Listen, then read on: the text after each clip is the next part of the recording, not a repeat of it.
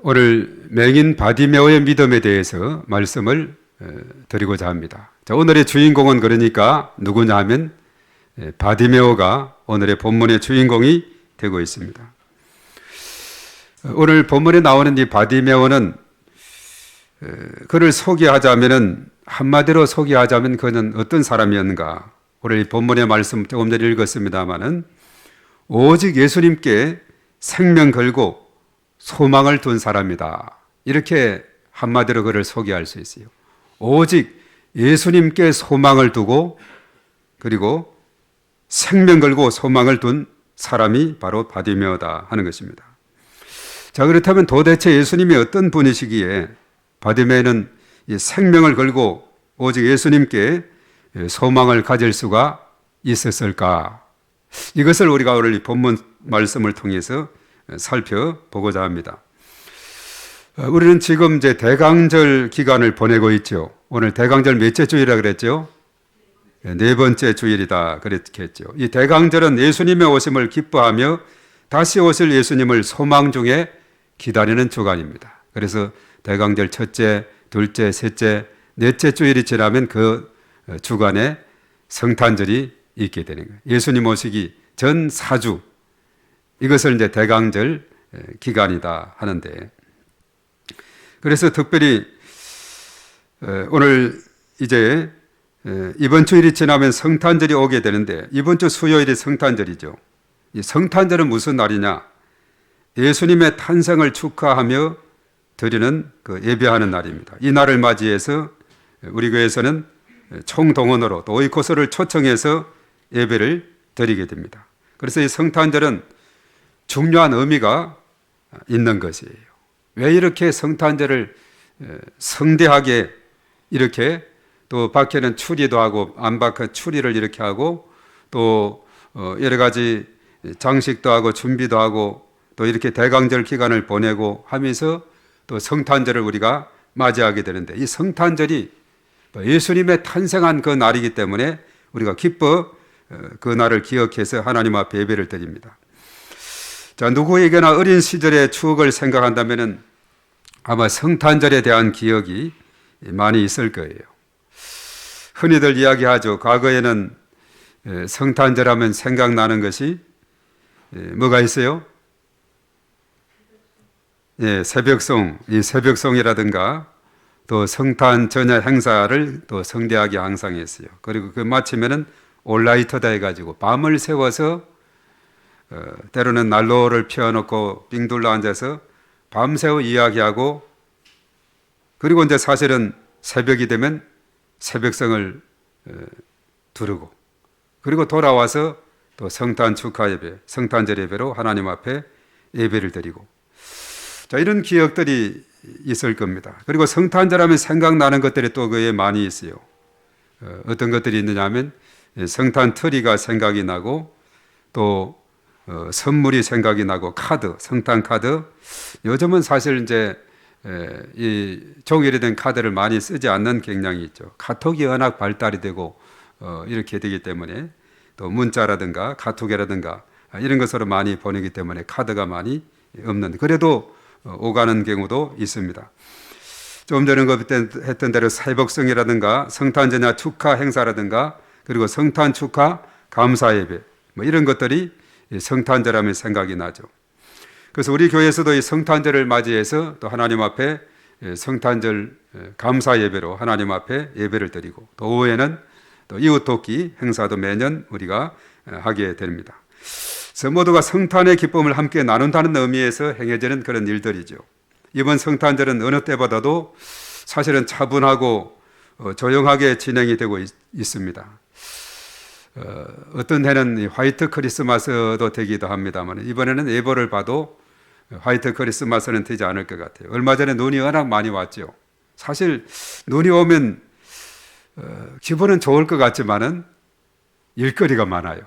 눈이 오면 눈을 치워야 되고 그냥 또 미끄럽고 그러죠. 눈 오면 좋아하는 부류가 있는데 어린아이들과 강아지들 눈 오면 신나게 뛰고 좋아한다. 어른들은 눈을 치워야 되기 때문에 좀 힘든 그런 것이에요. 눈이 많이 왔을 때는 보면 이 앞에 사단 병사들도 막 왁자지껄해요. 그냥 평소는 저 안에 사람이 있는가 없는가 조용한데 눈이 오게 되면 도로 그냥 전체 왁자지껄하죠. 어떤 면에서 보면 함께 눈을 치우고 또 이렇게 하면서 좋은 또 친목도 도모되는 그런 계기도 있지만은 눈이 많이 오게 되면 불편한 것이 한두 가지가 아닙니다. 그것이 얼어서 또 미끄러지고 또 차량은 그저께도 눈이 저 다른 지역은 제주도라든가 또 남쪽 지역에 많은 곳은 눈이 와가지고 막 차량들이 충돌을 하고 이런 경우들을 많이 보게 되죠.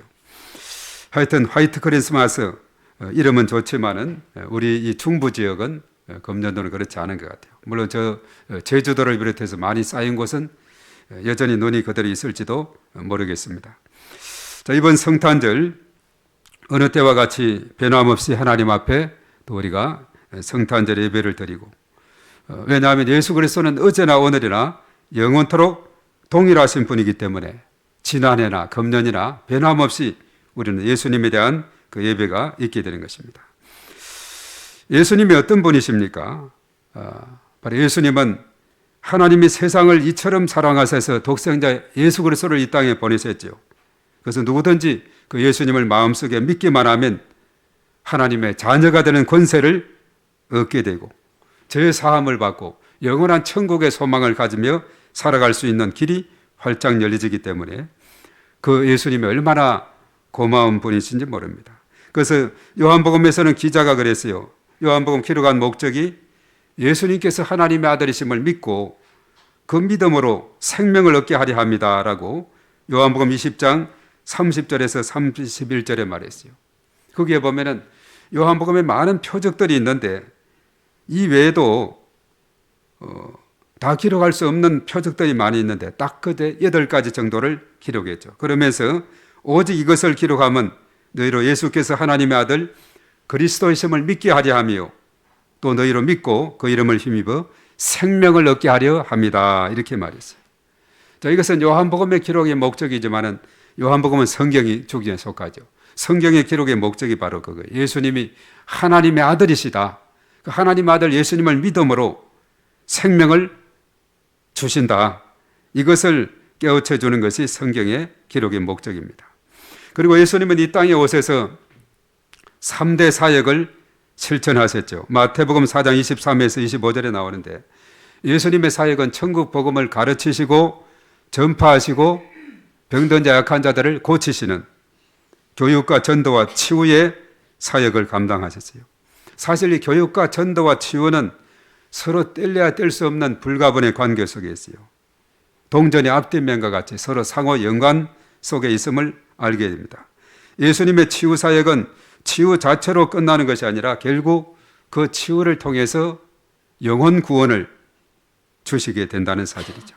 영혼 구원을 가져올 뿐만 아니라 예수님의 제자로 신실하게 살아갈 수 있도록 인도해 주시는 겁니다. 그래서 금년도 저희 교단의 주제가 뭐라 그랬어요? 교육 주제가 건강, 신유라고 그렇게 말했죠.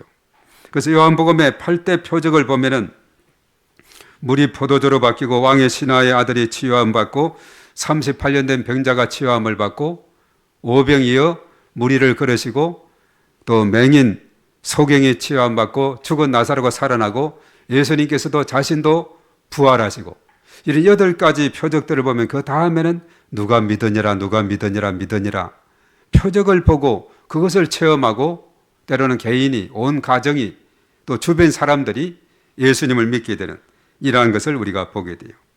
그래서 이 치유의 경험은 결과적으로 믿음으로 인도하게 된다는 사실입니다. 오늘 이 본문의 말씀에도 마찬가지예요. 바디메오에게 있어서 그가 굳센 믿음을 더욱더 회복할 뿐만 아니라 전적으로 예수님을 따르는 삶으로 바뀌게 되는 이러한 놀라운 역사가 치유를 통해서 일어나게 된 것을 보게 되죠. 제가 언젠가 말했죠.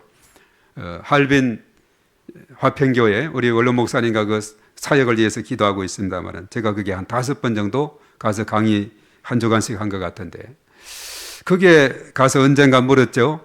어떻게 해서 예수님 믿었습니까? 어떻게 믿었습니까? 한 사람 한 사람 다 물어보니까 10중 8구가 내가 이런 병이 있었는데 치유함을 받았어요. 이런 병이 치유함을 받았어요.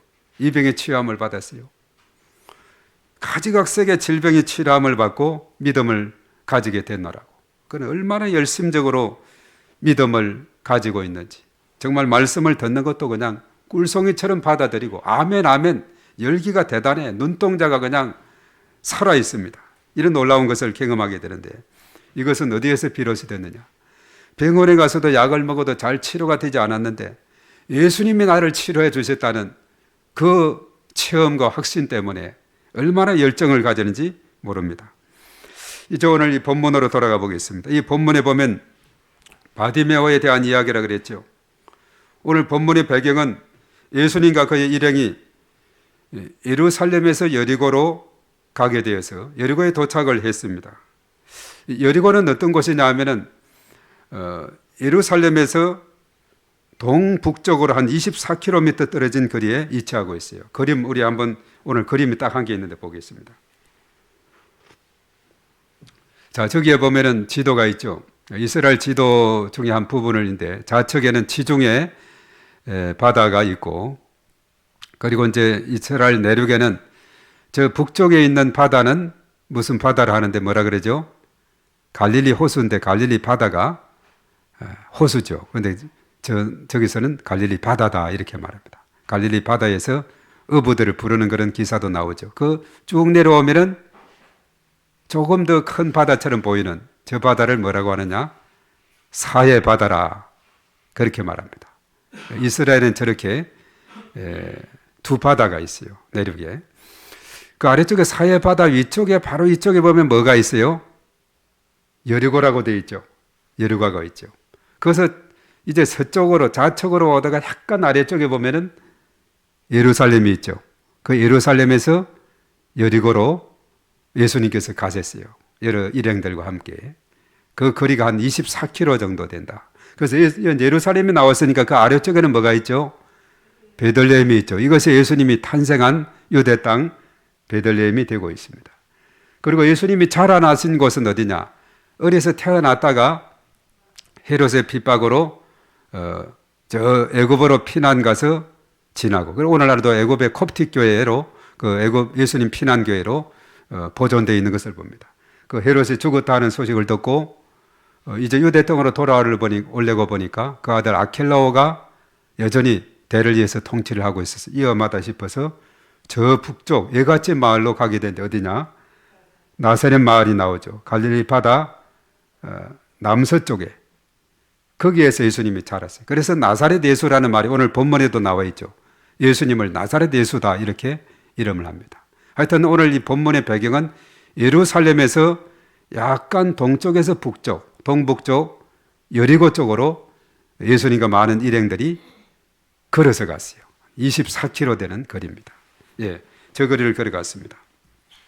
그래서 저 길은 사실 우리가 예루살렘은 고도가 한 오늘날 우리나라 그 대관령처럼 높은 한 800m 고도로 되어 있다면은 여리고는 그 강릉으로 내려가는 길이 쭉 내려가듯이 한참 이렇게 또 그 험한 길이지 않습니까? 요즘은 이제 터널이 뚫려서 그 옛날 고개를 넘지 않았는데 제가 처음 1987년도 군목 육군 중위로 인간에서 처음 배치한 곳이 강원도 삼척인데 그때는 대관령을 늘 넘나들었습니다. 중간에 보수교육이다 해가지고 또 그때 한 두 달인가 계속 월요일 새벽에 서울로 왔다가 성남에 종합행정학교가 있어서 또 금요일 마치면 또 내려가고 계속 그렇게 대관령 거기를 오가던 길인데 참 험한 길이었어요. 그때는 꼬불꼬불꼬불한 그런 길이었거든요. 은혜는 눈이 많이 와가지고 거기에서 많은 사람들이 갇혀 있어가지고 공군부대에서 막 휘발유를 이렇게 공급해주고 뭐 헬기를 통해서 그런 적이 있습니다. 어떤 경우는 그게 눈이 갇혀 있어가지고 그 갇힌 가운데서 아기를 출산한 그런 경우도 그때 기사가 나왔었어요. 하여튼 그럴 정도로 그 대관령 길이 상당히 험한 길이었는데 아마 그런 생각이 듭니다. 대관령에서 강릉으로 넘어가는 그런 모습이 예루살렘에서 여리고로 가는 그런 모습이 아닌가 이런 생각을 해보게 돼요. 험한 길이었어요. 당시 여리고에는 성전에서 종사하는 제사장들이라든가 레위인들이 거주하는 그런 도시이기도 하다 그렇게 언급하고 있어요. 그래서 우리가 선한 사마리아인의 비유 이야기 누가복음 10장에 나오지 않습니까? 이제 거기에 어떤 사람이 그 길을 가다가 강도를 만나서 거의 쓰러져 죽은 것처럼 되어 있는 그 상황이었는데 제사장이 지나가다가 그냥 가고 레위인도 그냥 갔는데 선한 사마리아 사람은 지나가다가 그 피투성이 된 그 강도 만난 자가 너무나 불쌍해서 가까이 가가지고 기름과 포도주를 상처에 붓고 쌈해주고 자기 짐승에 태워서 주막으로 데려가서 또 밤새 치료해주고 이튿날 떠나면서는 주막 주인에게 2데나리온을 주면서 이분을 잘 치료해달라고. 전혀 날지도 못하는 사이에 내가 경비가 더 들면 돌아오는 길에 더 대금을 주겠다고. 자, 그렇게 한 그 이야기를 예수님께서 소개를 하면서 이 사람들 중에 누가 강도 만난 자의 이웃인가 했을 때 바로 자비를 베푼 자, 사마리아 사람, 이 사람이 그런 사람입니다. 그래서 그를 선한 사마리아인이다 그렇게 말했죠. 너도 이와 같이 하라. 이렇게 예수님께서 그렇게 했던 것입니다. 바로 그런 강도 만난 자. 오늘날에도 보면 우리나라도 마찬가지예요. 저 보면 전북 장수 쪽에 가면 60년 고개가 있죠. 오늘날 거기에 또 터널이 뚫려서 터널로 통과하게 되는데 거리도 그건 한 4km 정도 상당히 돼요. 옛날에 보면 거기에도 주막이 있어가지고 사람이 왜 60명이나 했느냐. 60명 정도의 나그네들이 모이면 그들이 뭉쳐서 몽둥이를 들고 넘어가면은 강도를 맞지 않고 넘어갈 수 있다 해가지고 60년 고개라 그래요. 한두 사람이 넘어갔다가는 산적들에게 완전히 그야말로 여기에 나오는 강도 만난 자처럼 그렇게 되는 거죠. 그런 지역들이 들어있어요. 그래서 항상 보면 이쪽 저쪽에 나그네들이 한 사람 두 사람 자꾸 모이면 어느 정도 모이면 몽둥이 들고 뭉쳐서 이렇게 넘어가면 강도떼들이 달라들지 못한다는 거죠. 그런데 아마 이게도 한 사람이 가다가 강도를 만나고 그 위험한 그런 상황 속에 처해 있었는데 이렇게 사마리아 사람이 도와주지 않았다면 그는 죽을 수도 있는 그런 상황이었는데 이렇게 도와준 그 이야기, 바로 이것이 여리고 가는 길에서 있었던 일인 것을 보면은 그 길은 참으로 험한 길이었다 하는 것을 우리가 깨닫게 되죠. 그 길을 넘어서 예수님께서도 많은 사람들과 함께 그 일행들이 있었어요. 이제 여리고로 갔는데 마침 바디메오가 여리고에 있어서 예수님에 대한 소식을 듣고 오로지 예수님께 소망을 품습니다. 그리고 불쌍히 여겨 달라고 요청해요. 그런 내용이 오늘 본문에 나오는데, 오늘 이제 본문의 말씀으로 돌아가서 자세하게 한번 보도록 하겠는데, 오늘 바디메오는 본문의 말씀에서 어떤 사람으로 소개를 하고 있는가, 또 예수님에 대해서 어떤 태도를 취했는가 하는 것을 우리가 살펴봐야 됩니다. 우선 46절에 볼 때 바디메오는 어떤 사람이라 했느냐. 자, 우리 46절 한번 읽어봅니다. 시작. 그들이 여리고에 이르렀더니 예수께서 제자들과 허다한 무리와 함께 여리고에서 나갔을 때 디메오의 아들인 맹인 거지 바디메오가 길가에 앉았다가, 자, 이어서 소개되는 것이 맹인 거지다. 물론 디메오의 아들이다 이렇게 소개하고 있죠. 그런 맹인 거지다라고 소개하고 있어요. 자, 그렇기 때문에 바디메오는 늘 길가에 앉아 있으면서 이제 구걸하던 그런 사람이었어요. 그런 와중에 그에게 어떤 소식이 들려오느냐. 나사렛 예수가 이 지역을 지나가게 됐다. 이런 소식을 듣게 되자 그가 귀가 번쩍 뜨이게 되고 그것이 천둥 같은 소리로 들려지게 됩니다. 그래도 나름대로 어떤 바디메오는 예수님에 대한 이야기를 들은 것 같아요. 내가 그분을 만날 수만 있다면은, 그분이 나를 도와준다면은 내 지금 이 문제를, 앞을 못 보는 이 문제를 해결해 주실 수 있는 분으로 그렇게 생각했어요. 그래서 나사렛 예수님이 지나간다는 소식을 듣고는 귀가 번쩍 뜨이면서 이제 이때를 놓치면 안 되겠다. 절박한 그 마음을 가지고 소리를 질러 외칩니다. 뭐라고 했느냐? 다윗의 자손 예수여, 나를 불쌍히 여기소서. 그렇게 외치게 됐어요. 사람들이 그러죠. 얼마나 이 사람이 애절하게 간절하게 그 소리를 외쳤는지 너무나 시끄러운 거예요. 주변에 예수님 주변에 사람들 또 제자들이 이렇게 같이 동행하고 가는데 누가 소리를 꽥꽥 지르고 하니까 그러죠. 그러니까 너무나 시끄러운 거예요. 제가 서울에 있을 때 이 맹인 한 분이 참 이분이 참 농담을 잘해요. 있었는데 그분이 아주 악기도 잘 다루고 색소폰도 잘 불고 뭐 이렇게 하는 분이었는데 어느 날 저에게 농담해요. 목사님 저는 눈에 뵈는 게 없습니다. 저는 눈에 뵈는 게 없으면 맹인이거든요. 예. 그래 참 그래 한바탕 웃기도 하고 이렇게 했습니다만은 지금 이 바디메오는 눈에 뵈는 게 없어요. 다윗의 자손 예수의 나를 불쌍히 여기소서 하는데 막 시끄럽다고 조용히 하라고 이렇게 꾸짖는데 눈에 뵈는 게 없죠. 더 큰 소리로 다윗의 자손 예수여 나를 불쌍히 여기소서 그가 간절히 외치게 된 것이죠. 바디메오는 예수님을 누구의 자손이라 그랬어요? 다윗의 자손이다 이렇게 불렀죠.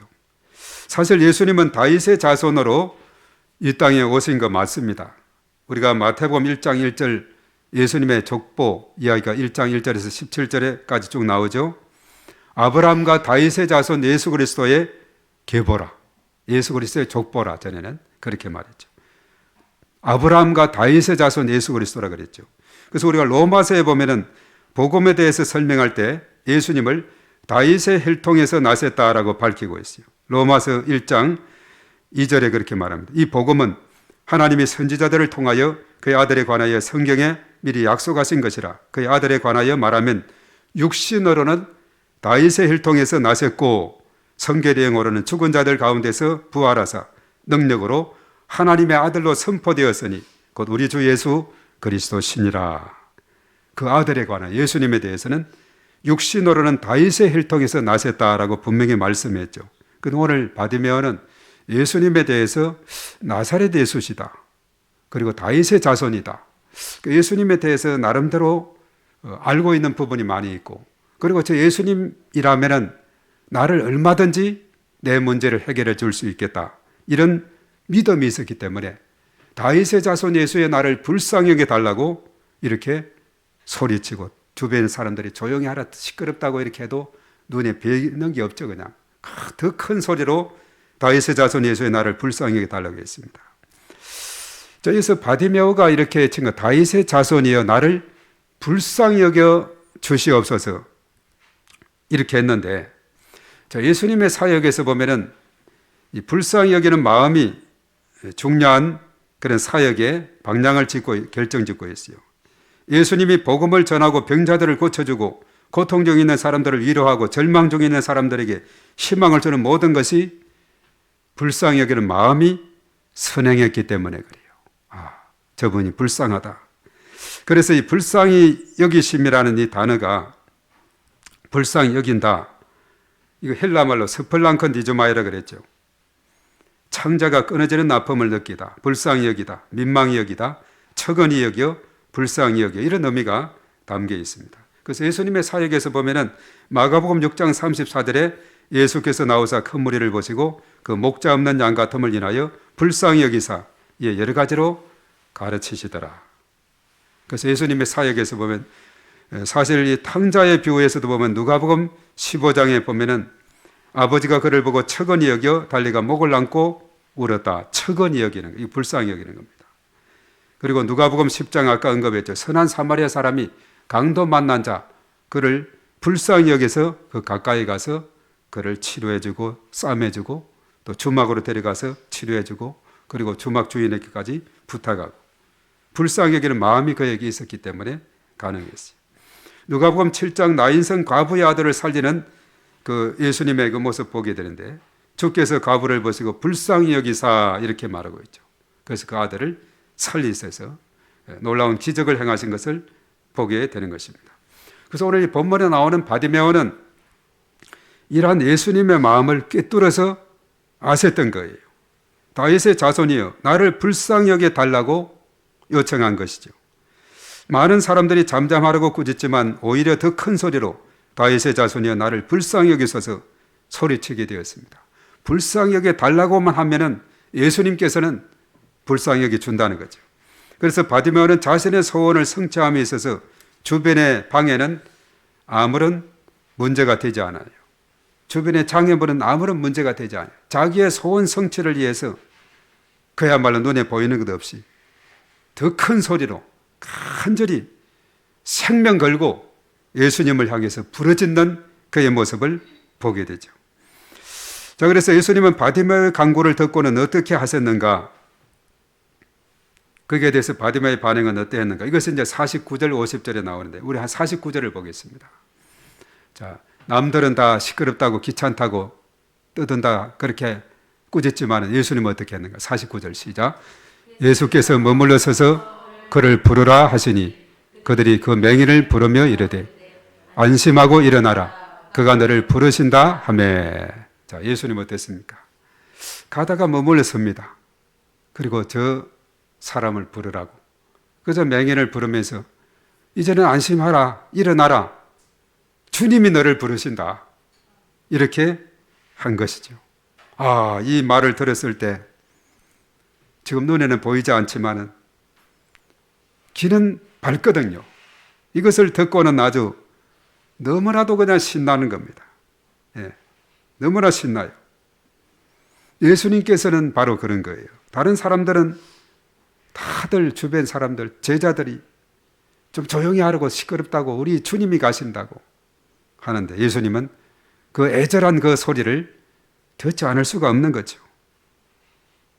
사람들은 시끄럽다고 이렇게 반응하지만 예수님은 그것을 마음으로 들은 겁니다. 불쌍히 여기는 마음이 생기게 되는 것입니다. 그래서 그 맹인을 부르라고 했습니다.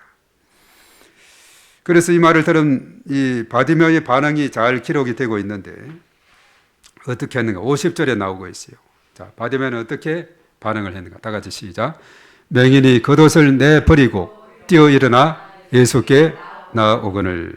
예. 겉옷을 내 던져버리고 뛰어 일어나 예수님께 나아갔다. 그 당시 겉옷이라는 것은 오늘날은 참 옷들이 참 많이 있습니다만은 그 당시는 옷이 귀한 시절입니다. 당시 겉옷은 일교차가 큰 건동 지역에서 밤에 입을 역할을 했고 노숙 생활을 했을 때는 생필품과 같은 것이에요. 그저 길거리에서 구걸하던 바디메오 어쩌면은 어느 날은 거기에서 길에서 밤을 새우기도 했을 거예요. 그 겉옷에 의지해서. 그 중요한 겉옷인데 그것을 내 던지고 예수님께 나아갔어요. 사람이 자기의 소유물을 잃어버릴 때 마지막까지 남아있는 것이 그것이 겉옷인데 그것까지도 다 걷어치고 예수님께 달려가게 된 것은 겉옷보다도 더 간절한 그 마음이 그에게 있었기 때문에 그랬습니다. 그래서 그 당시 겉옷의 중요성을 우리 출애굽기 22장 26절에 보면 내가 만일 이 옷을 전당 잡거든 해가 지기 전에 그에게 돌려보내라. 왜냐하면 그 밤에 그 사람은 그 옷 한 벌밖에 없는데 벌벌 떨까봐 전당 잡거든 해가 지기 전에 돌려주라 그랬어요.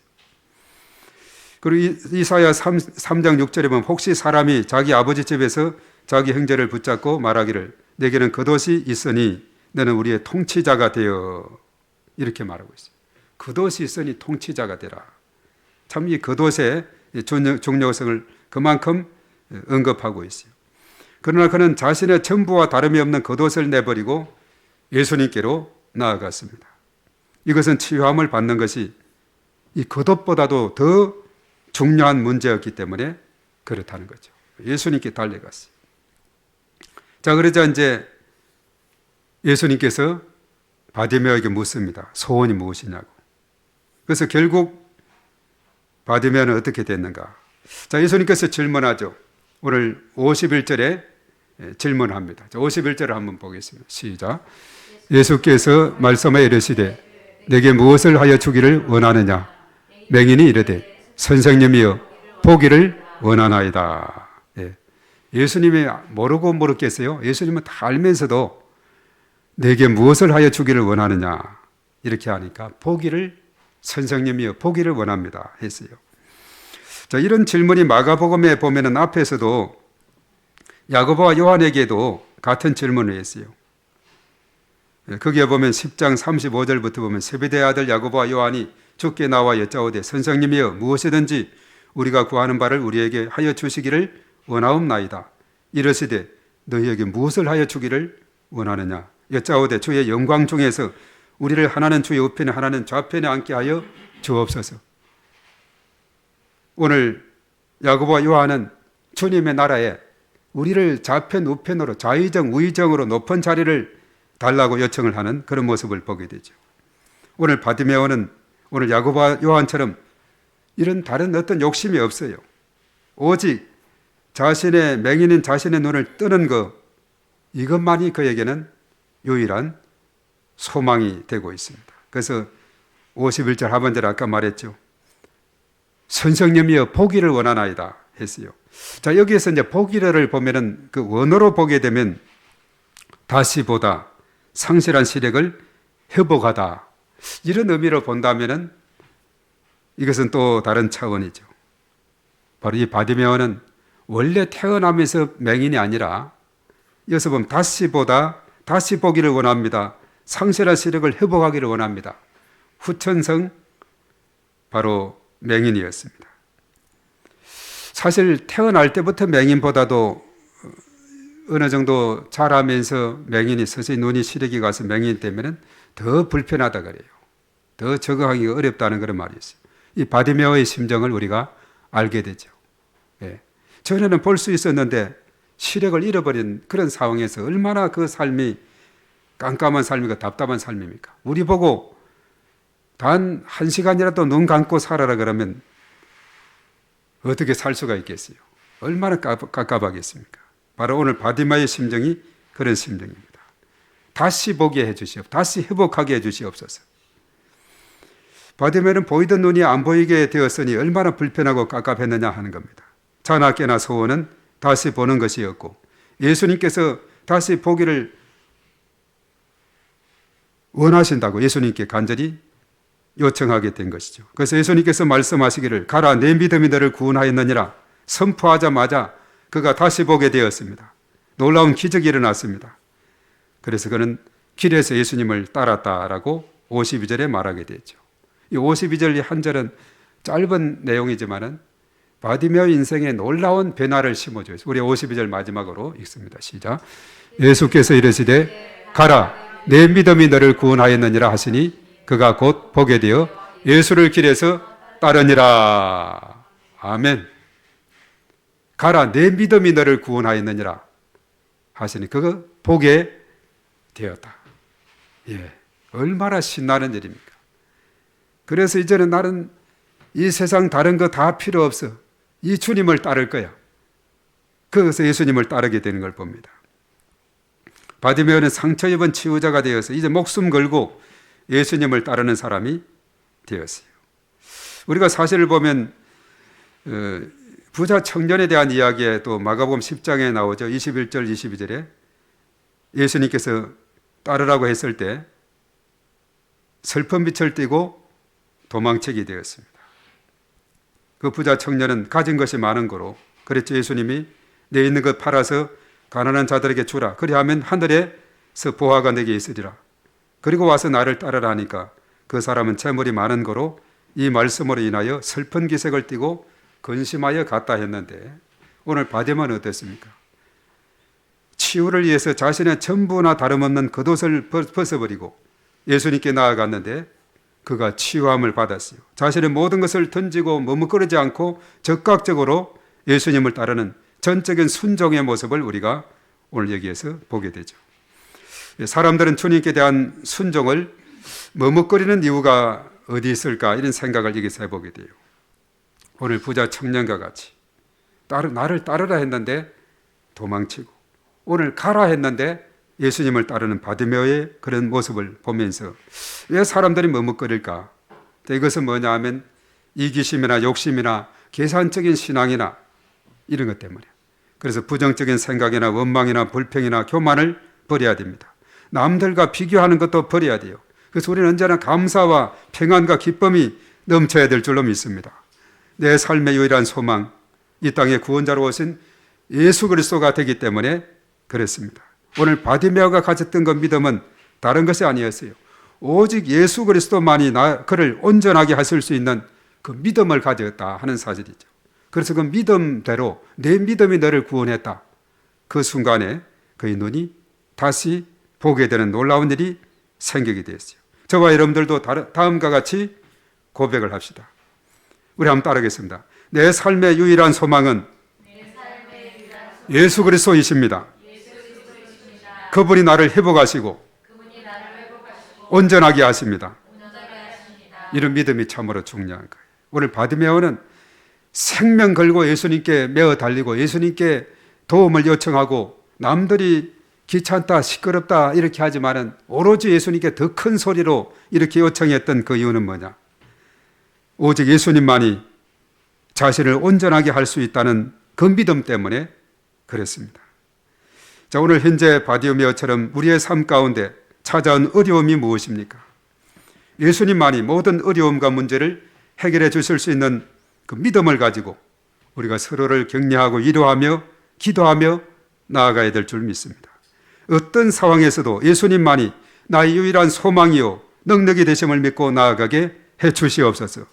예수님의 능력은 내 능력이 되고 예수님의 승리는 내 승리가 될 줄 믿습니다. 이런 믿음으로 우리가 나아가야 될 줄 믿습니다.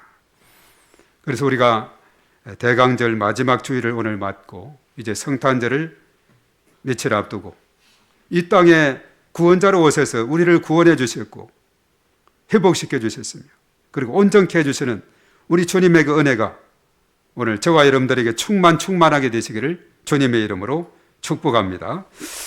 자, 이제 우리 다 같이 함께 기도하겠는데요. 기도하기 전에 우리 찬송 하나 하겠습니다. 오직 믿음으로 세상 흔들리고 오직 믿음으로.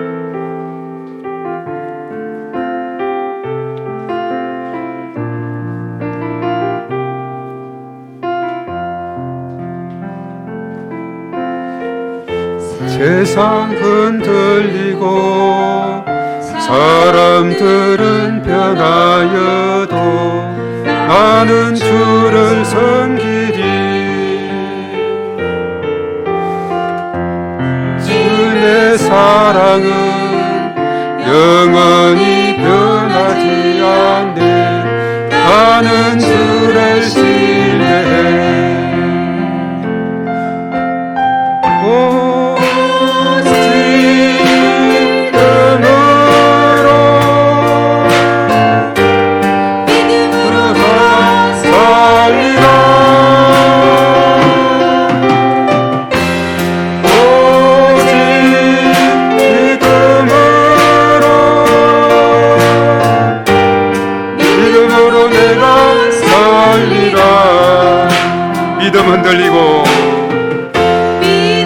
흔들리고 사람들 주를 떠나도 나는 주를 섬기리.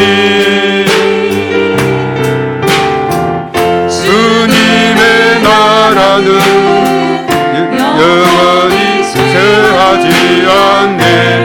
나는 주를 신뢰해.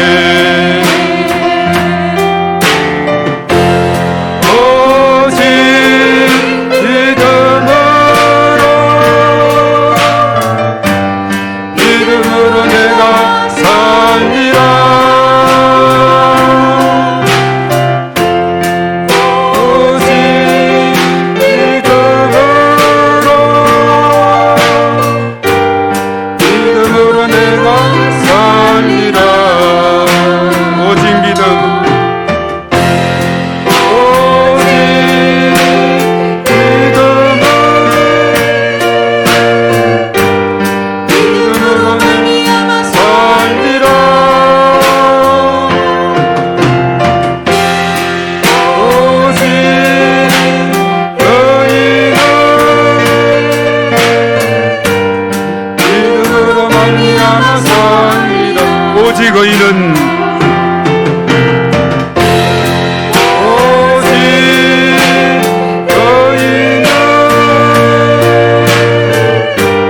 믿음으로 말미암아 살리라. 오직 의인은 믿음으로 말미암아 살리라. 그렇습니다. 오직 의인은 믿음으로 말미암아 산다 했습니다. 오늘 바디메오처럼 오직 예수님께 향한 그 믿음, 이 믿음이 우리를 새롭게 하고 우리를 변화시키고 우리를 치유해 주시고 회복하여 주실 것을 믿습니다. 이 시간 주여 한번 하고 다 같이 간절히 기도하겠습니다. 주여, 거룩하신 하나님 아버지, 감사와 찬송과 영광을 올려드립니다. 오늘 바디메오의 신앙을 우리가 본받게 하여 주시옵소서. 나사렛 예수시란 그 말에 귀가 번쩍 뜨이며 참으로 예수님만이 나의 소망이시고 내 문제를 해결해주고 회복해주시고 또한 새롭게 해주실 유일한 분인 것을 믿어서 오늘 바디메오는 예수님을 향해서 간절히 부르짖었습니다. 그렇습니다. 예수님은 이 땅에 오셔서 참으로 우리의 모든 죄를 씻어주시고 길이요 진리요 생명이라고 말씀하면서 우리로 하여금 새 생명의 길을 활짝 열어 주셨습니다.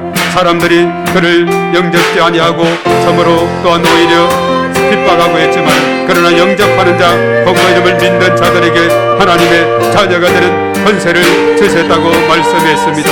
이제는 어둠에서 빛으로 새 생명의 놀라운 은혜를 주셨습니다. 하나님 아버지, 독생자 예수님을 이 땅에 보내주신 그 큰 사랑에 힘입어서 우리가 참으로 이제 대강제를 보내고 성탄절을 앞두고서 예수님께서 이 땅에 오심이 얼마나 복된 일이고 참 우리에게 구원의 길을 활짝 열어주신 그것은 그런 길을 열어주신가를 우리가 다시 한번 깊이 깨닫게 하시고 오늘 바디메오처럼 예수 그리스도에게 우리의 모든 것을 걸고 예수님께 모든 것을 맡기고 의지하고 예수님께 구하는 저들의 삶이 될 수 있도록 인도하여 주시옵소서. 내 삶의 유일한 소망은 오직 예수 그리스도인 것을 믿게 하시고 예수 그리스도만이 내 인생의 문제를 회복하고 해결해 주시고 또한 내 삶 가운데 소망이 되는 줄로 주여 믿습니다. 아버지 하나님, 이 시간 하나님께서 보내주신 독생자 예수 그리스도를 우리의 마음속에 충만하게 의지하게 하시고 믿게 하시고 이 믿음으로 우리가 승리하는 저희들 되게 하여 주시옵소서.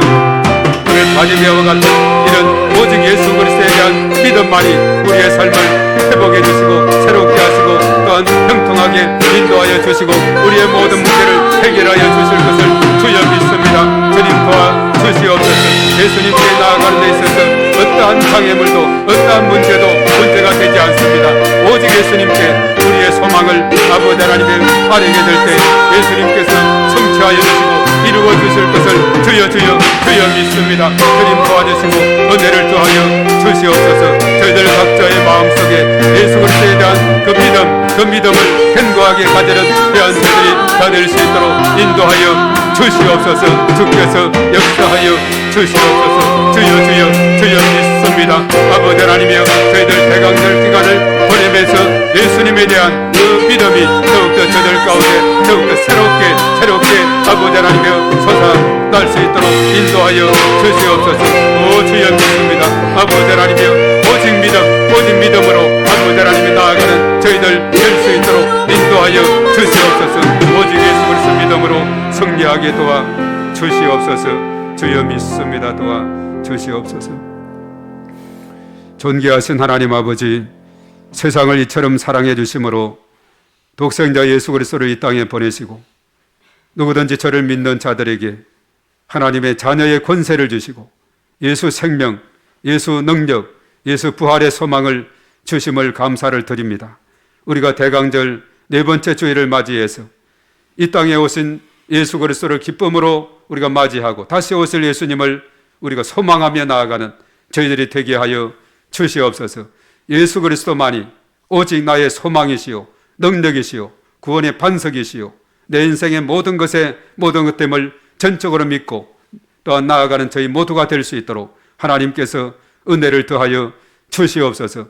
오늘 바디메오와 같은 오직 나사렛 예수시란 말씀에 참으로 모든 것을 걸고 생명 걸고 예수님께 나아간 그 모습처럼 우리의 신앙이 이러한 신앙으로 회복되고 이러한 신앙으로 나아갈 때 하나님의 크신 은혜와 복이 우리 가운데 넘치게 될 줄로 믿습니다.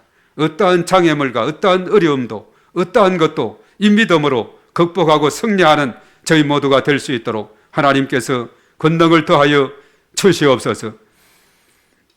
오늘도 주 앞에 나오면서 11조 헌금으로 감사의 조건을 찾아서 여러 가지 하나님 앞에 예물을 드린 손길들마다 우리 하나님의 놀라우신 은혜를 부어주시고 하늘의 문을 활짝 여시사 하늘의 신령한 것과 땅에 기름진 것으로 하늘 축복, 땅의 축복, 온 열방의 축복으로 풍성히 채우셔서 이 마지막 때 하나님의 나라를 위해서 귀하게 쓰임받는 놀라운 역사가 일어나게 하시고 하나님께서 홀로 영광 받아 주시옵소서. 또 몸된 교회를 위해서 여러모로 헌신하고 수고하고 이름 없이 빚도 없이 중보하며 애쓰는 모든 심령 가정 자녀손 범사와 일터와 모든 삶 가운데 하나님께서 한량없는 은혜와 복으로 함께 하시고 은혜를 더하여 주시옵소서.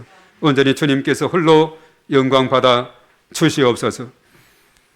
이제는 이 땅에 구원에 주러 오신 예수 그리스도의 은혜와 하나님 아버지의 그 무한하신 사랑하심과 보혜사 성령님의 내주하시고 인도 역사 충만 교통 기름 부으심이 우리 이 시간 참여한 우리 모두에와 우리의 가정과 자녀 생활 직장 사업장 일터위에 몸된 교회와 이 나라 민족과 온 열방위에 이제와 영원토록 함께 하시옵기만을 간절히 축원하옵나이다. 아멘.